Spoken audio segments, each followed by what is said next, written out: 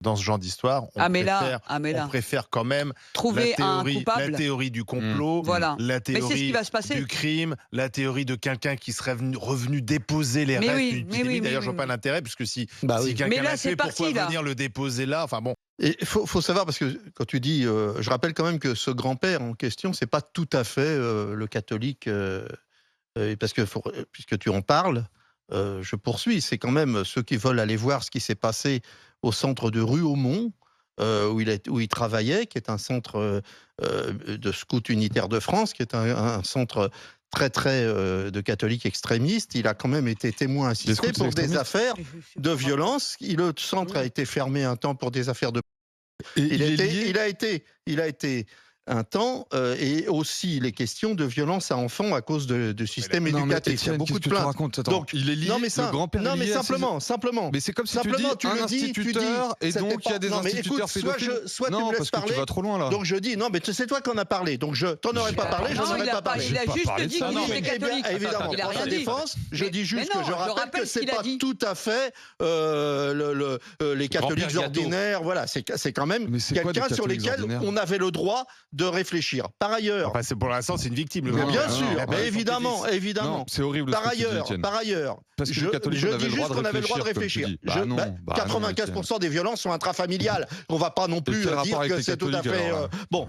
Et secondo, moi je trouve que si cet enfant qui s'était blessé, s'il était blessé, qu'il est tombé, et que la police et que la gendarmerie avec ces chiens, les Saint-Hubert, qui sont soi-disant des animaux extraordinaires, s'ils l'ont pas vu et s'ils l'ont pas senti au moment, je pense qu'il y a une véritable remise en cause, parce que peut-être le gamin était pas mort, il était peut-être blessé, parce que les recherches ont eu lieu 2 jours, on meurt pas comme ça d'un seul coup. Ça c'est le premier point. Pourquoi Émile serait mort d'un seul coup, à moins de s'être heurté la tête éventuellement, mais pourquoi il serait mort d'un seul coup? Deuxièmement, donc ça c'est un vrai problème, il va falloir vraiment réviser, parce qu'au même moment il y avait la petite Lina qui disparaissait, on faisait exactement les mêmes recherches avec les mêmes clébards. Si ça marche pas, il faut arrêter, il faut trouver un autre système, c'est que le système est pas bon, donc il y a un problème. Et puis en plus, moi il y a un truc qui m'étonne, je sais pas si vous avez déjà vécu à la campagne, quand il y a, je m'excuse d'avance, mais quand il y a un mammifère,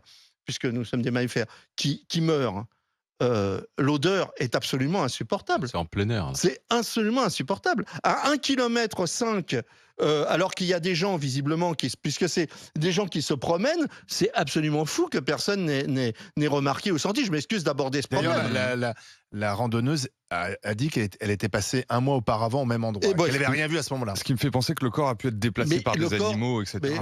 Et ensuite, ce que je ne comprends pas, une autre chose que je ne comprends pas, mais ça, certainement que le procureur vient de donner la réponse, quand quelqu'un meurt, les vêtements de cette personne restent sur le corps de la personne qu'on trouve. Alors, à moins que... Sauf si les animaux... imaginons, mais enfin, il y a quelque chose d'étrange dans le fait qu'on retrouve les vêtements à part des ossements. Il y a quelque chose d'un peu étrange là-dedans. Alors il faut préciser c'est possible. Mais on n'a pas retrouvé le squelette. Mais non, on a retrouvé le crâne. Seulement le crâne et les vêtements un peu plus loin. Mais les attention, vêtements n'oubliez sans pas, os. c'est terrible, mais bon, c'est la réalité. C'est le corps d'un enfant de 90 cm. Oui, les os sont sûr. beaucoup plus petits petits aussi. Mais je pense qu'il y aura une véritable analyse à avoir de reconstituer ce qui s'est passé dans les recherches et pourquoi ça a foiré. Un retour d'expérience, Zora Habitant. C'est vrai que souvent, on s'est demandé, quand on n'en parlait plus, on se demandait où était le petit Émile. C'est vrai que au niveau média, on parle d'une disparition à un moment, et puis cette disparition disparaît des écrans radars. C'est le cas de le dire. Au bout d'un moment, je pense qu'il y en a beaucoup, et on n'en parle plus. Et là, il revient, on reparle de lui, et malheureusement, il est mort.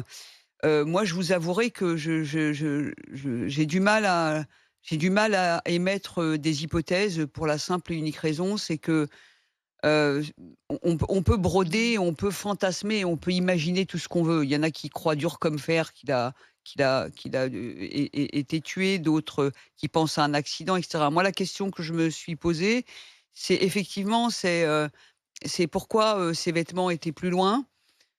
J'ai pas compris. Je pense que si tu tombes et que tu meurs sur le coup suite à un mauvais coup, bah, tu restes sur place, tu te désagrèges sur place et tes vêtements restent sur place. J'ai pas très bien compris. Bah, attends, je pense qu'il a été dévoré par des animaux. Pardon, mais c'est un endroit où il y a énormément d'animaux. Alors, il y a si même des c'est loups, cette hein. hypothèse-là, oui, ça pourrait en être une. Ça pourrait en être une. Après, je reviens sur ce que disait Antoine. Antoine disait que ses parents avaient prié et écrit pour qu'il réapparaisse, et il réapparaît à Pâques. Et ce qui est pour les croyants une signification qui vaut. Un peu de pistouille, hein. C'est ça, les croyants, hein. Les croyants, ils font des prières et puis ils ont des signes. Pour eux, ils trouvent des signes et c'est ça. Donc après, que le grand-père soit ceci ou cela, c'est pas le sujet. C'est la force de la croyance qui a fait que peut-être que. Et ce qui est intéressant sur les réseaux sociaux, c'est que dans ce genre d'histoire, on préfère quand même trouver un coupable. La théorie du complot, voilà. La Mais c'est ce qui théorie va se passer. du crime, la théorie de quelqu'un qui serait revenu déposer les restes d'une épidémie. D'ailleurs, je vois pas l'intérêt, puisque si quelqu'un l'a fait, pourquoi venir le déposer là? Enfin bon. Non, mais là, c'est parti. Là, c'est parti. On va arrêter personne.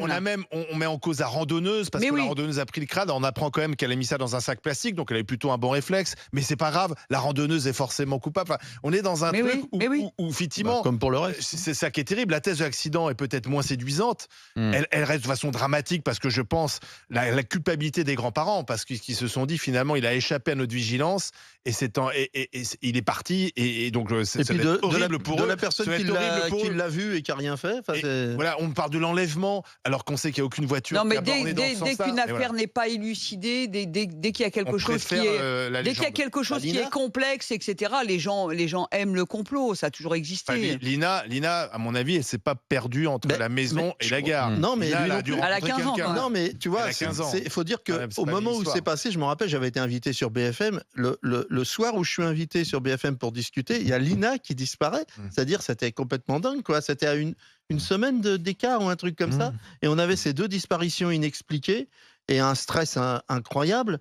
Et c'est vrai que ça s'est enchaîné. Du coup, évidemment que ça développe. Mais je vous rappelle que tous les faits divers, reprenés depuis le petit Grégory, ont développé, et même au 19e siècle, il y a même des journaux qui ne vivaient que de ça, ont développé tout un système de fantasmes normal, populaire, qui fait tout à fait partie de notre univers. Parce que là, tu as tous les ingrédients qui sont réunis. Tu as un petit village, tu as la campagne, tu as une famille qui est un peu taiseuse, sur des gens qui vivent de manière discrète, un gamin qui a puis les parents étaient pas là. Une petite boue il y a 2 ans et demi, comme on a tous eu autour de nous, et puis on s'identifie. On a tous confié nos enfants aux grands-parents pendant les vacances. On s'identifie à ça parce qu'on se dit, nous-mêmes, nos parents nous racontent, un jour tu avais échappé à ma surveillance, je t'ai rattrapé au vol.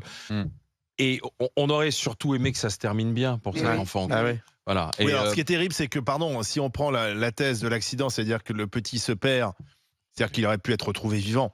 Et donc là, à un moment donné, il va falloir quand même s'interroger sur pourquoi la gendarmerie n'a pas été aussi loin avec les chiens dans ces zones-là, puisque la randonneuse, visiblement, pouvait y aller, et Émile aussi, puisque si on parle de la thèse, il a réussi quand même à aller jusque-là. Alors, on nous dit que la végétation est très haute et peut-être plus difficile d'accès l'été.